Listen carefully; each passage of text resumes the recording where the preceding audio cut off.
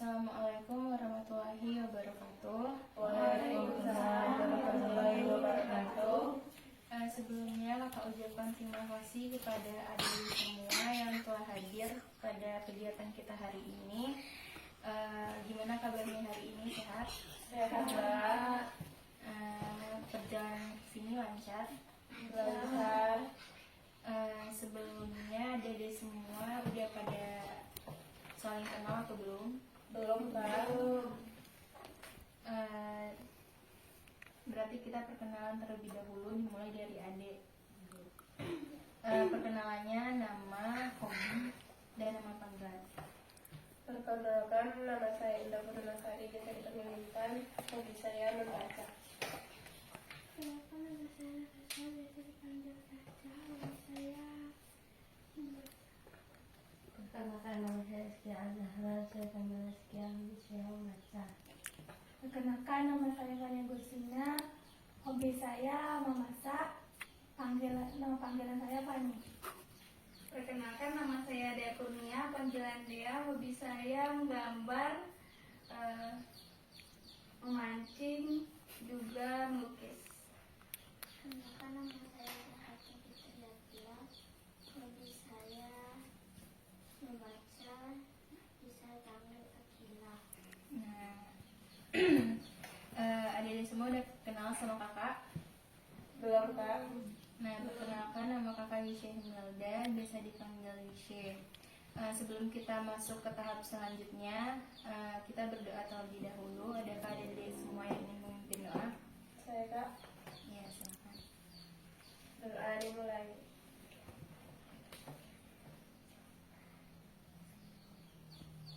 Doa selesai. Nah, semoga dari doa kita tadi, kegiatan kita lancar dari awal sampai akhir. Adik-adik udah pada tahu kenapa kita berkumpul? Belum, Mbak.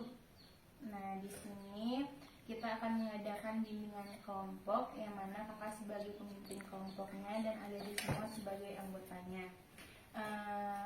Ada yang tahu apa itu bimbingan kelompok? Saya tahu, yaitu membagi argumen atau pendapat tentang suatu topik. Nah, bagus sekali. Ada lagi? Saya, Kak. Ya. Bimbingan kelompok yang terdiri dari satu atau lebih dari 8 orang. Nah, iya, bagus sekali. Betul yang ada disampaikan semua. Bimbingan kelompok itu adalah suatu layanan yang diberikan kepada sekelompok orang yang terdiri dari 1 sampai 8 orang.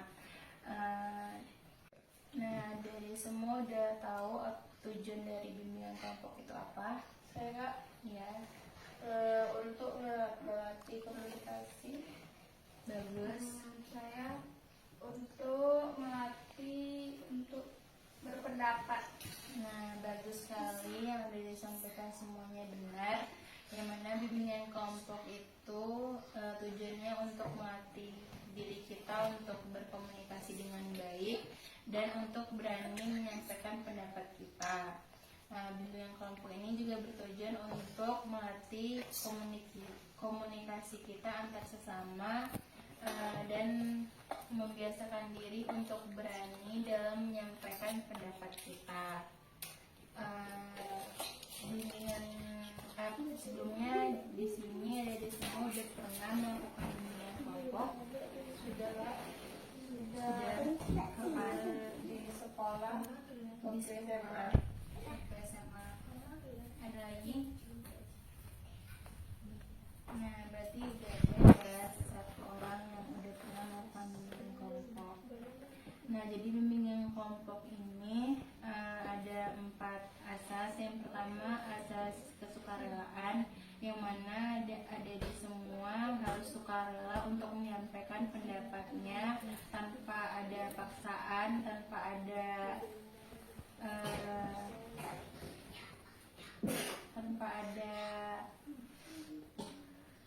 dorongan dari saya untuk memaksa. Dan yang kedua, asas yang mana topik yang kita bahas di sini harus harus sesuai dengan norma-norma yang berlaku. Yang ketiga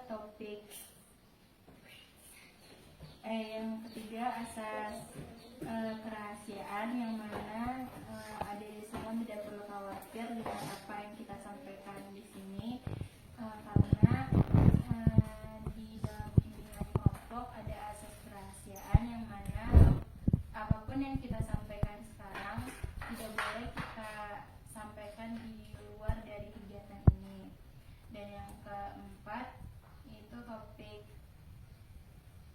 keterbukaan, yang mana ada di semua harus terbuka tentang apa yang ada rasakan dan tidak boleh ada yang dipendam. Sampaikan saja apa yang ingin ada sampaikan.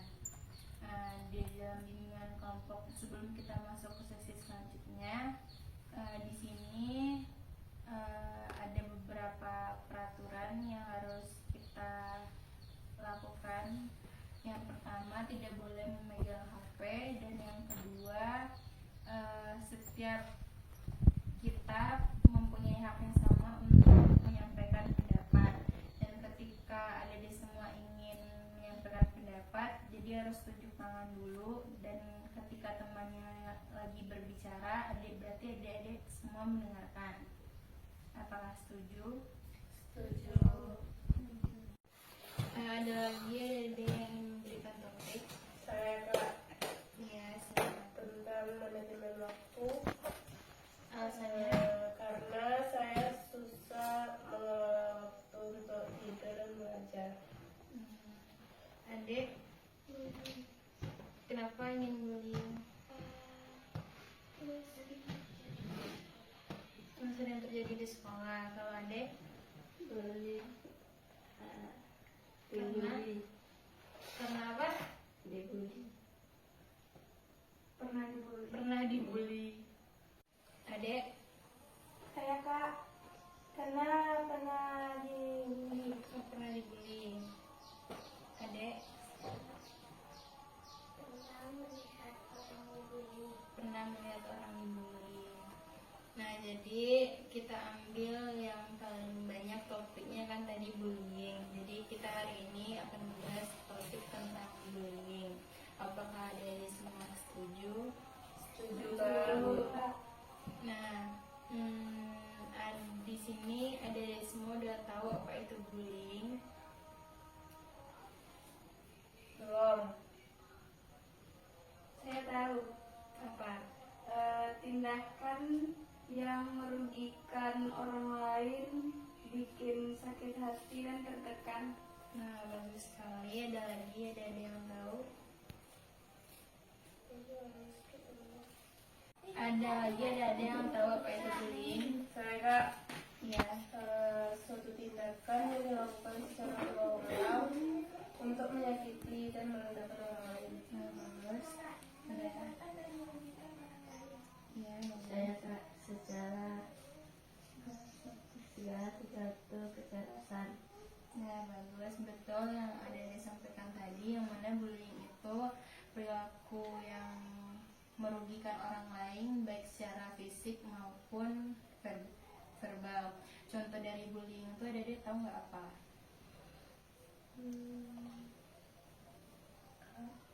Mengejek, Mengejek, Menghina. iya, iya, mengecilkan. Di sini ada nggak ada yang pernah dibully? Di sini ada yang pernah dibully. Saya Kak, sering diejek sama teman. Sering diajak sama temannya. Iya, Diajaknya kayak gimana? kayak Dikata-katain gitu. manggil kata. Itu aja. Iya, itu aja. Adik-adik tahu nggak apa penyebab dari bullying? Faktor penyebab bullying apa?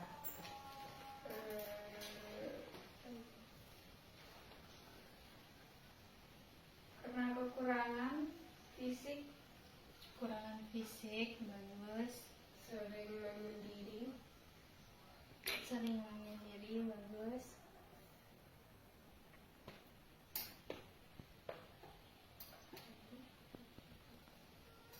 Ada lagi?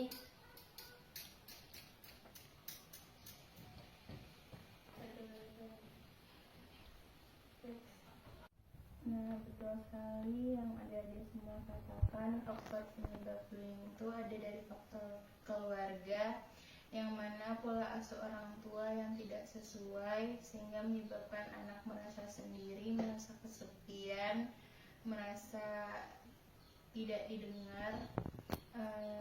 Dan yang kedua, faktor teman sebaya, yang mana mungkin temannya mengucilkannya atau melihat dari segi fisiknya dan menjauhi temannya yang mengalami kekurangan. Adik-adik tahu nggak cara mengatasi bullying? Cara melakukan sosialisasi terkait bullying. Bagus, ada lagi? Saya membantu menghentikan perilaku pelaku dengan menegur. Bagus. Nah, betul yang ada dikatakan tadi, yang dapat kita lakukan yaitu dengan memberikan sosialisasi kepada anak-anak tersebut tentang pentingnya untuk tidak membuli orang lain dan dampak dari bullying tersebut, dan memberikan dukungan kepada korban yang pelaku bullying tersebut agar tetap semangat dan tidak pantang menyerah. Lalu mengajarkan siswa untuk selalu sabar dalam menghadapi setiap masalah. Ada yang tahu dampak dari bullying itu apa? Saya Kak, membuat korban tidak percaya diri. Bagus, ada lagi? Bagus, ada lagi? Kena mental. Bagus. Betul sekali yang ada bilang. Dampak dari bullying pertama dari mentalnya, membuat anak tersebut menjadi tidak percaya diri dan sulit untuk berinteraksi dengan temannya, karena ia merasa dirinya lebih kurang dari orang lain dan menyebabkan tidak percaya diri, menyebabkan dirinya merasa insecure. Dan dampak yang kedua itu dampak fisiknya, yang mana bullying dapat menyebabkan masalah kesehatan fisik seperti sakit kepala, nyeri otot, dan gangguan pencernaan dan fungsi ketebalan tubuh yang menurun.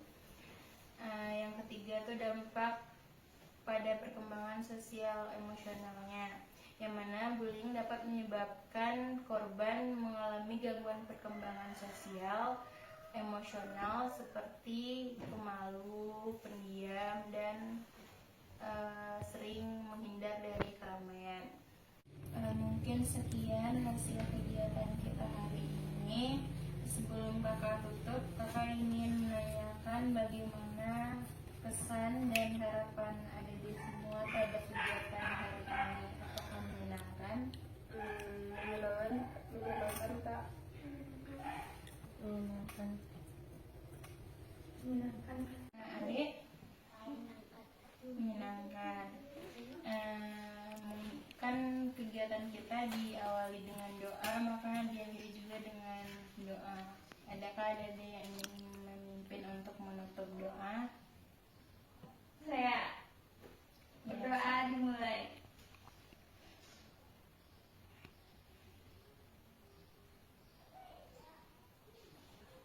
Berdoa selesai. Nah, terima kasih untuk adik-adik semua yang telah hadir pada kegiatan kita hari ini. Semoga topik yang kita bahas hari ini bisa membantu adik-adik semua dan bisa diterapkan di kehidupan sehari-hari, baik itu di sekolah maupun di lingkungan sosial.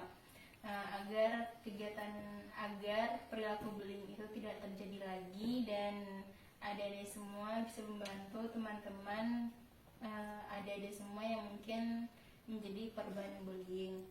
Kakak sudahi dengan assalamualaikum warahmatullahi wabarakatuh. Waalaikumsalam.